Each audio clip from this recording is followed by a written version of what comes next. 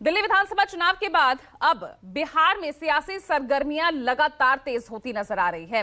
बिहार में हालांकि इसी साल चुनाव होने हैं और अंत में चुनाव होने हैं अक्टूबर नवंबर में। उससे पहले अभी से सियासत अपने चरम पर दिख रही है। बिहार में बीजेपी जेडीयू के बीच इस वक्त मुख्यमंत्री पद को लेकर चल रही जो खींचतान है, उससे माहौल बेहद गरमाया हुआ नजर आ रहा है।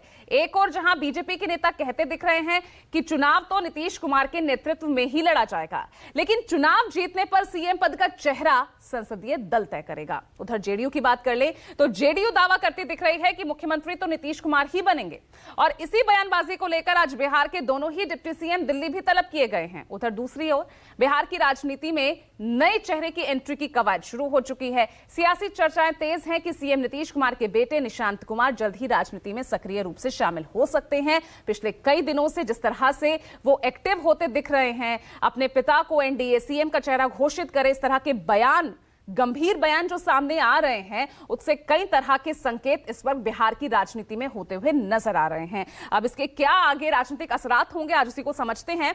खास पैनल हमारे साथ जुड़ चुका है। आगे बढ़ूं लेकिन उससे पहले कल किस तरह के बयान, राजनीतिक बयान सामने आए हैं सत्ता पक्ष और विपक्ष की तरफ से, पहले वो सुनिए।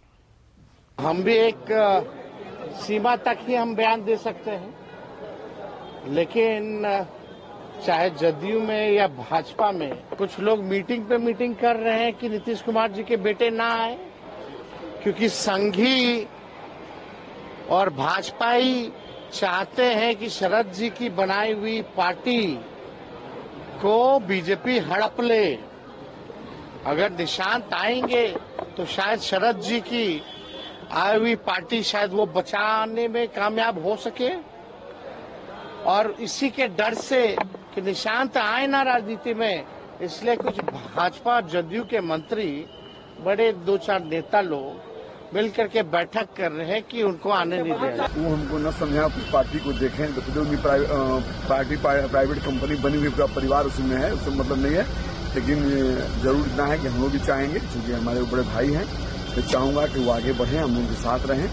और हम अपनी बात, मेरी बात है, मैं अपनी बात कर रहा हूँ कि मैं चाहता हूँ निशांत जी आगे आने, हम लोग उनके साथ काम करें। देखिए, अत्यंत ही दुर्भाग्यपूर्ण है कि लालू प्रसाद जी का परिवार लगातार नीतीश कुमार जी को गाली देने का काम कर रहा है, और नीतीश कुमार जी अभी और 15 साल काम करने वाले हैं, चिंता मत कीजिए। अगर इतनी जानकारी है तो भाई बैठ जाए ना, फिर मुख्यमंत्री के साथ बताएं कि क्या चल रहा है, नहीं चल रहा है।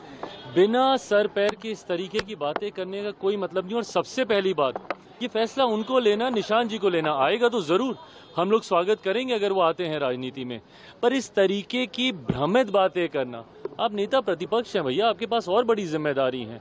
इस तरीके से भ्रम फैलाना ये कतई आपको शोभा नहीं देता। भाई बिल्कुल हम मानते हैं कि 2025 विधानसभा चुनाव परिणामों के बाद एनडीए की सरकार बनेगी, मुख्यमंत्री जी के नेतृत्व में चुनाव लड़ेंगे और वो पुनः मुख्यमंत्री बनेंगे।